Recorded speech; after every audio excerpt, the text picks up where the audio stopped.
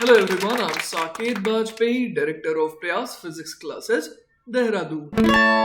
चलिए बच्चों, तो let's have a look at this beautiful problem from Erudov. The question says, find the proper potential energy of gravitational interaction of matter forming, and there are two parts. First part is a thin uniform spherical layer of mass small m and radius capital R, and the second part is a uniform sphere of mass small m and radius capital R. तो देखिए बच्चों, इस सवाल के through हम लोग एक बहुत इंपॉर्टेंट चीज निकालना सीखेंगे, वो है proper potential energy of gravitational interaction of matter forming something, है ना। तो जैसे कि देखिए, मैं आपसे ये कहूं कि आप एक सिस्टम बनाइए, है ना, एक सिस्टम बनाइए जिसमें दो पार्टिकल्स हो, m1 हो और m2 हो, और उनके बीच में जो डिस्टेंस हो वो मान लीजिए कि हो r0, है ना। तो मैं आपसे ये पूछना चाह रहा हूं कि अगर ये सिस्टम बनेगी, है ना, तो इस सिस्टम के पास कितनी एनर्जी होगी। तो ये एनर्जी तो हम लोग जानते हैं कि इसके पास कितनी एनर्जी होती है, वो होती है -Gm1m2 अपॉन r0 के बराबर। क्लियर है ये बात। तो इस चीज को समझने का, है ना, इस एनर्जी को हासिल करने का मैं एक और तरीका आपसे अभी शेयर करने वाला हूं, ठीक है। तो बच्चों, जैसा कि हमारे को टास्क मिला था, हमारे को क्या बनाना है, m1 और m2 का एक सिस्टम बनाना है ना। मैं इस एग्जांपल के थ्रू आपको ये जो मैटर फॉर्मिंग के लिए, है ना, ये जो proper potential energy of gravitational interaction of matter forming, है ना, ये चीज मैं आपको इस एग्जांपल के थ्रू सिखा दूंगा। Then we will move on to these two parts, ठीक है। तो मान लीजिए आपको m1 प्लस m2, है ना, और उनके बीच की डिस्टेंस r0 रख के ये सिस्टम बनाना था। तो पहले आपने क्या करा, आप इन्फिनिटी पे गए, वहां से, है ना, m1 मास को उठाया आपने, और आपने m1 मास को वहां से उठा करके यहाँ पर रख दिया। तो देखिए, m1 कोई भी फील नहीं कर रहा था, क्योंकि हम लोग बिल्कुल कहाँ पर ला रहे हैं उसे हम लोग वैक्यूम में ला रहे हैं, आइसोलेटेड जगह पर ला रहे हैं, जहां पर कोई भी और इंटरेक्शन को हम लोग इग्नोर कर रहे हैं ना। तो m1 बड़े आराम से यहाँ पर आ जाएगा, क्योंकि वो कोई भी और मासेस की वजह से कोई भी फील नहीं कर रहा है। अब लेकिन देखिए, हम लोग इन्फिनिटी से क्या चाहते हैं कि अब m2 मास को भी उठा करके कहाँ पर ले आए, यहाँ पर ले आए, है ना, क्योंकि जब यहाँ पर लाएंगे तो हमारा जो टास्क है वो पूरा हो जाएगा। लेकिन अब m2 मास को हम लोग जब ला रहे हैं यहाँ से लेकर के यहाँ तक, तो हम लोग चाहते हैं कि इसे स्लोली लाए, है ना, क्योंकि हम ये शुरुआत में रुका हुआ है और यहाँ पर भी ला करके हम लोग इसे रोकना चाहते हैं। तो हम लोग क्या चाह रहे हैं कि इसे बिल्कुल स्लोली लाए, ताकि हम लोग मिनिमम वर्क परफॉर्म कर सकें। क्लियर है ये बात। तो जो हम लोग work done by external agent होगा, वही तो स्टोर हो जाता है किस फॉर्म में बच्चों, in the form of potential energy. शुरुआत में कुछ भी नहीं था तो पोटेंशियल एनर्जी नहीं था, बाद में पोटेंशियल एनर्जी आ जाएगा, ठीक है। तो हम लोग m2 को स्लोली यहाँ पर लाना चाह रहे हैं, है ना, ताकि क्या हो जाए, ये सिस्टम जो है ये फॉर्म हो जाए, ठीक है।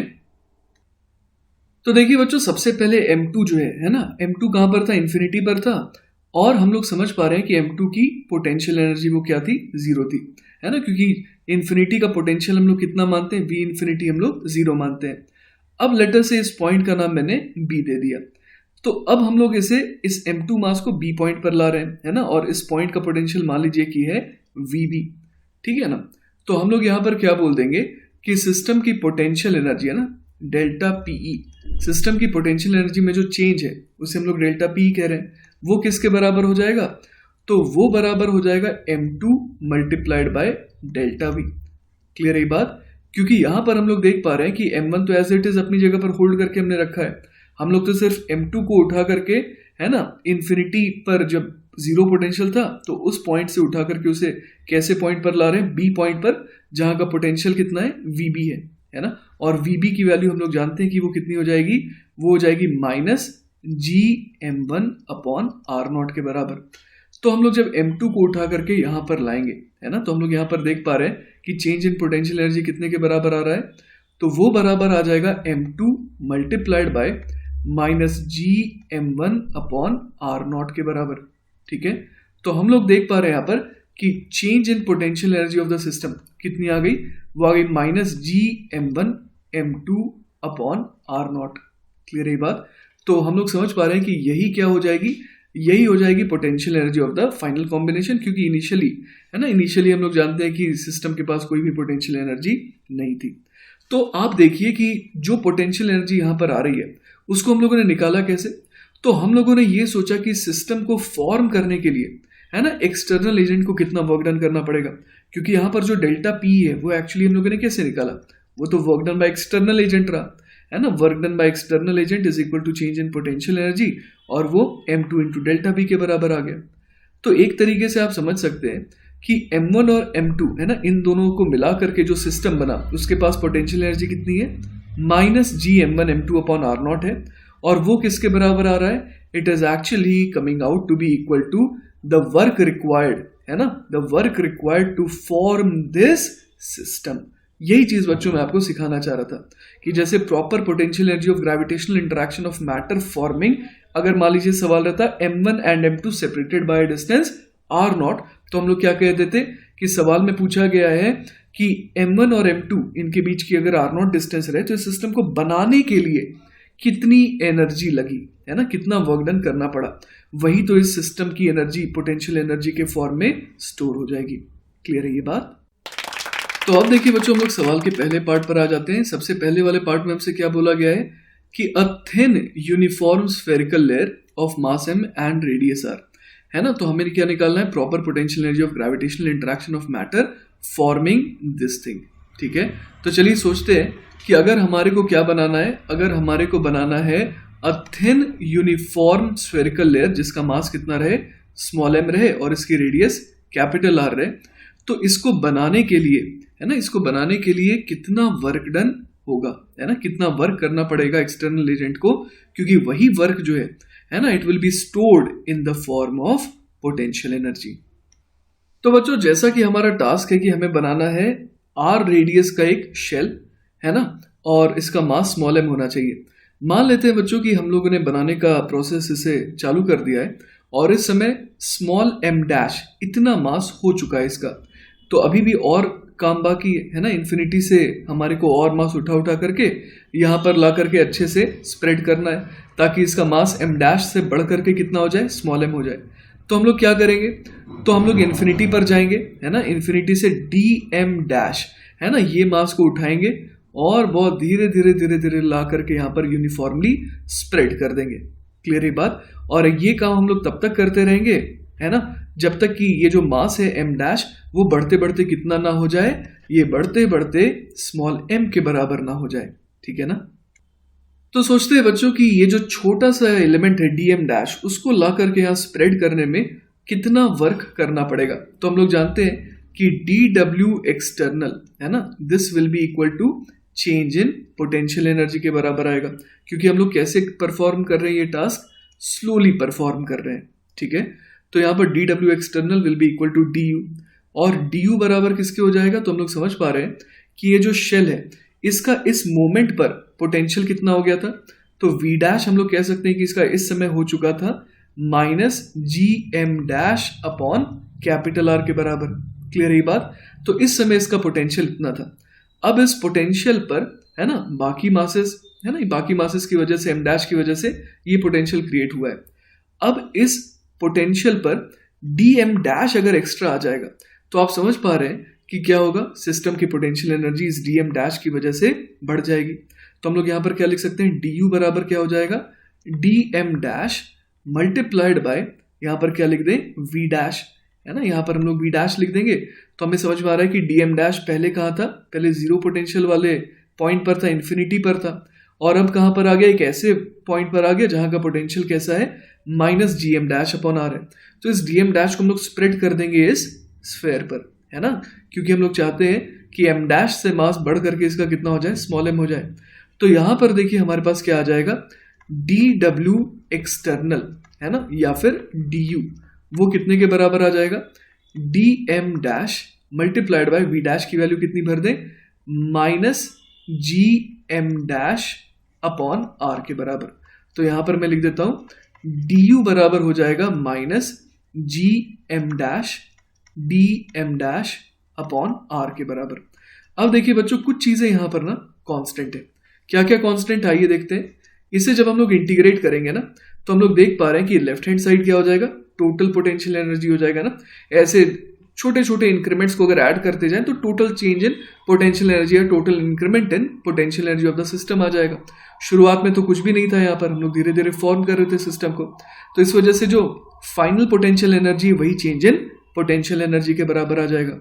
तो u बराबर देखिए कितना आ जाएगा, माइनस जी अपॉन आर। बच्चों ये तो कांस्टेंट है, और अंदर क्या रह गया, अंदर रह गया बच्चों M dash D M dash का इंटीग्रेशन, है ना। M dash D M dash का इंटीग्रेशन कितना हो जाएगा, तो वो हो जाएगा एम डैश का स्क्वायर अपॉन 2, है ना। और यहाँ पर हम लोग लिमिट क्या भरेंगे, लिमिट हम लोग यहाँ पर भरेंगे जीरो, है ना। शुरुआत में तो मास जीरो इस्टेब्लिश था इसके ऊपर, और एंड में कितना हम लोग चाहते हैं, स्मॉल एम हो जाए। तो यहां से देखिए हमारा फाइनल आंसर आ गया पहले पार्ट का, है ना। u बराबर कितना आ जाएगा, वो आ जाएगा माइनस जी एम डैश में हम लोग m भर देंगे, तो ये कितना बन जाएगा, minus G M square upon twice of R, है ना। तो यही हो जाएगा पहले पार्ट का जवाब। क्लियर है ये बात। आपके मन में बच्चों ये सवाल भी आ सकता है कि चलिए स्मॉल एम मास का शेल बन गया, इसकी रेडियस कैपिटल आर है, लेकिन आखिर ये एनर्जी कहाँ पर है ना। तो वो मैं आपको बता दूं, हमने ये पढ़ा है कि शेल जो है ना, इस शेल के अंदर फील्ड तो क्या होती है, जीरो होती है, लेकिन बाहर फील्ड होती है ना। बाहर हम लोग जानते हैं कि फील्ड होती है ना, इस तरीके से रेडियली इनवर्ट डायरेक्शन में यहाँ पर फील्ड होती है ना। तो ये जो फील्ड है एक्चुअली वही एनर्जी का सोर्स होती है। तो जैसे कि आप सोचिए कि इस फील्ड के पास एनर्जी है, तभी तो यहाँ पर मान लीजिए कोई आप एम नॉट मास को ला करके रखेंगे तो वो इधर अट्रैक्ट होगा ना, इसकी तरफ अट्रैक्ट होता है।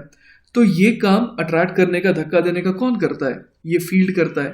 तो जो एनर्जी हम लोगों ने निकाली ना बच्चों, ये एक्चुअली किस फॉर्म में स्टोर्ड है, in the form of the gravitational field, जो इस शेल के बच्चों कहाँ है, बाहर है।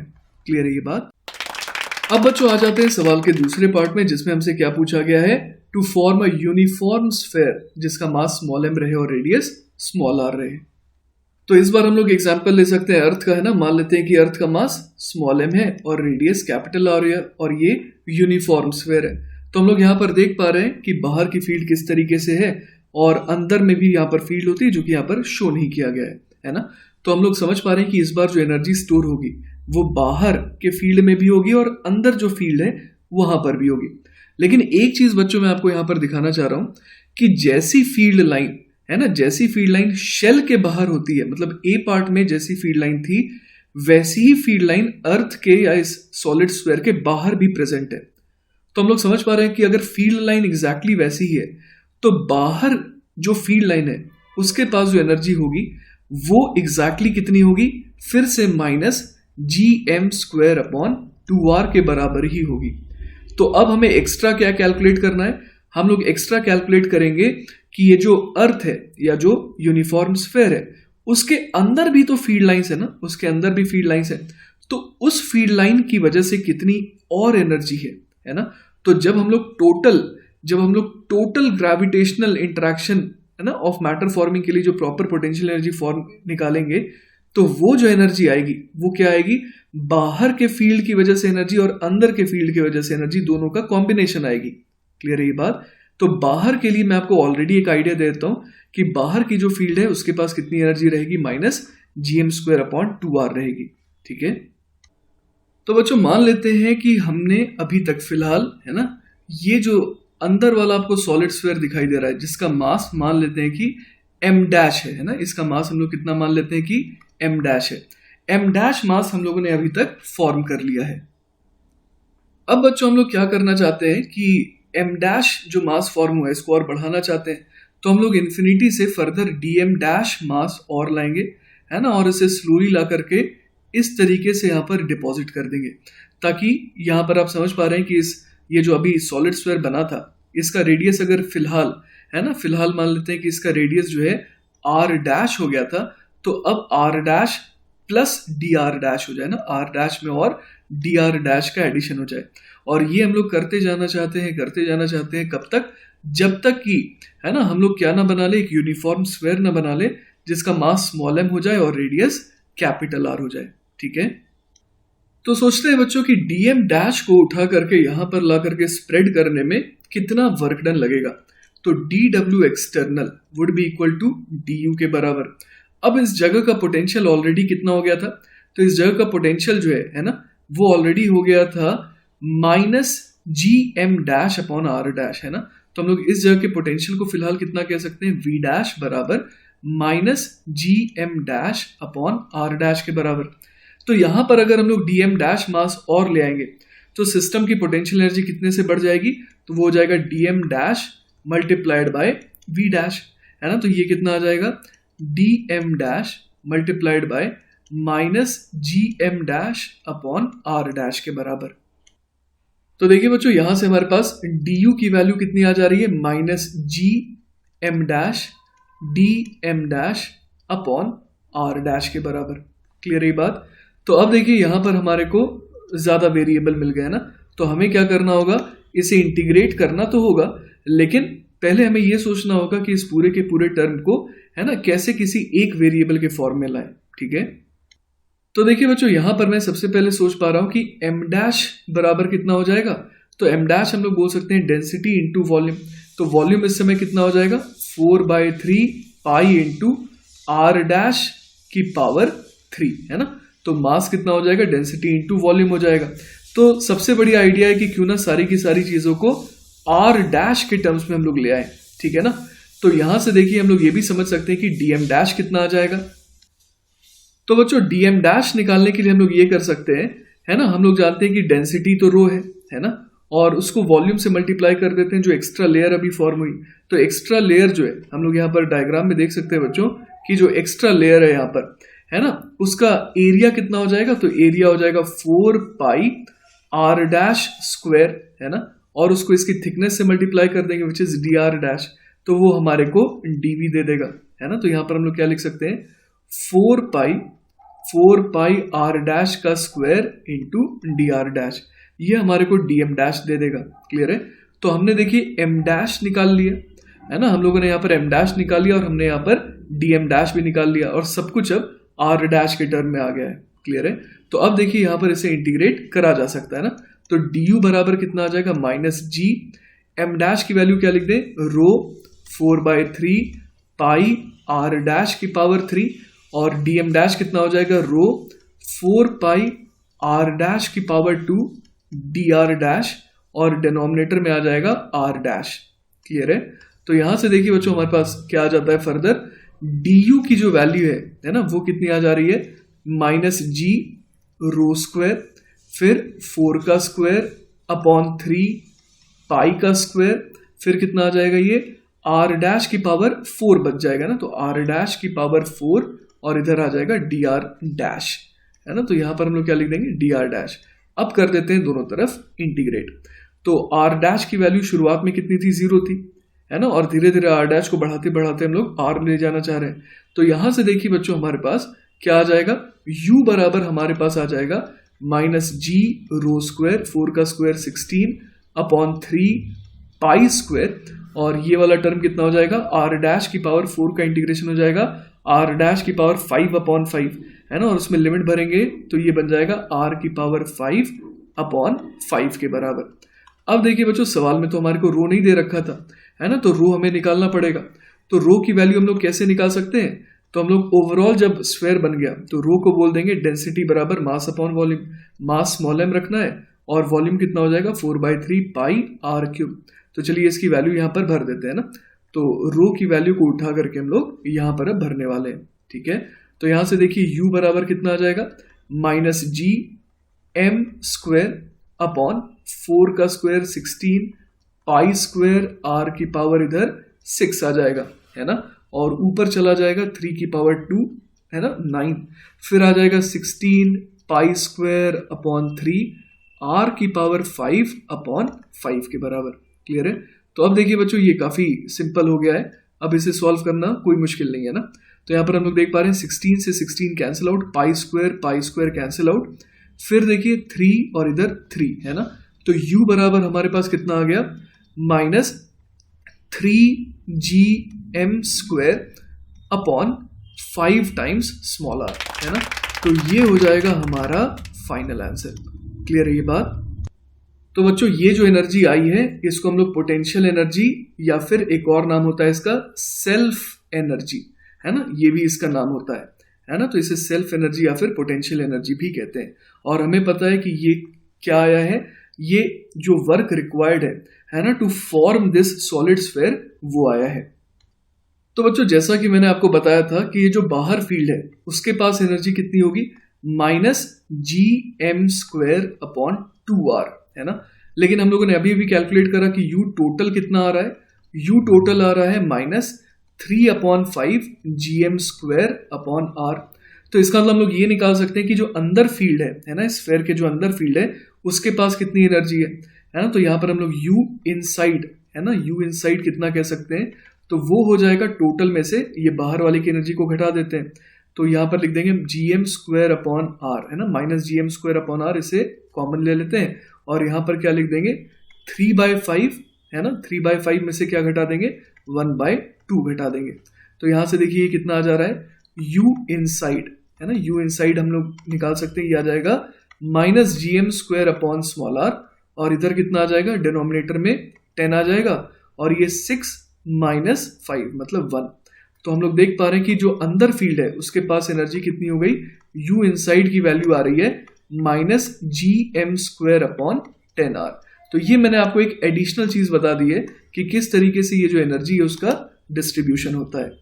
एक और चीज बच्चों मैं आपको बता दूं कि आपको ये लग रहा होगा कि यहाँ पर एनर्जी नेगेटिव क्यों आ रही है ना। तो बच्चों एनर्जी नेगेटिव आने का रीजन आप ऐसे समझ सकते हैं कि जब हम लोग इस स्फेयर को फॉर्म कर रहे थे तो हम लोग जैसे मान लीजिए dm' है ना, इस मास को हम लोग ला रहे थे, लेकिन कैसे लाना चाह रहे थे, स्लोली लाना चाह रहे थे ना। बहुत इंपॉर्टेंट बात मैं भी आपको बता रहा हूं, हम लोग स्लोली लाना चाह रहे थे। तो आप समझिए कि इस पर ऑलरेडी एक फोर्स लग रहा था है ना, ये जो ऑलरेडी जो m' मास का स्फेयर फिलहाल मान लीजिए फॉर्म हो गया था वो उसे अपनी तरफ खींच रहा था, तो इस पर ऑलरेडी एक फोर्स इस समय f' लग रहा था। तो हमें इस पर फोर्स किस डायरेक्शन में लगाना पड़ रहा था, हमें इस पर फोर्स लगाना पड़ रहा था राइट डायरेक्शन में ना। तो F एक्सटर्नल जो है वो लग रहा था राइट डायरेक्शन में। मान लेते हैं कि मैं इसे स्ट्रेट लाइन पाथ के लॉन्ग ला रहा था, तो इस एग्जाम्पल के थ्रू हम लोग देख सकते हैं कि फोर्स हमें राइट की तरफ लगाना पड़ रहा था ताकि ये एक्सेलरेट होके ना चिपक जाए अर्थ इस स्फेयर के साथ है ना। तो इस वजह से हम लोग राइट की तरफ फोर्स लगा रहे थे और डिस्प्लेसमेंट इसका हो रहा था लेफ्ट की तरफ, इसीलिए जो वर्क डन आ रहा था वो कैसा आ रहा था, नेगेटिव आ रहा था। और ऐसे सारे के सारे नेगेटिव वर्क डन को अगर हम लोग ऐड कर दें तो ऑब्वियस है कि टोटल वर्क डन जो है वो नेगेटिव ही होगा, जिस वजह से जो पोटेंशियल एनर्जी आएगी वो कैसी आएगी, नेगेटिव आएगी। क्लियर है ये बात। तो आई होप कि आपको ये पूरा का पूरा सॉल्यूशन बहुत अच्छे से समझ में आया होगा। इन केस अगर कोई डाउट रह जाता है then feel free to contact me, I will be very happy to help you. Take care बच्चों, बाय बाय।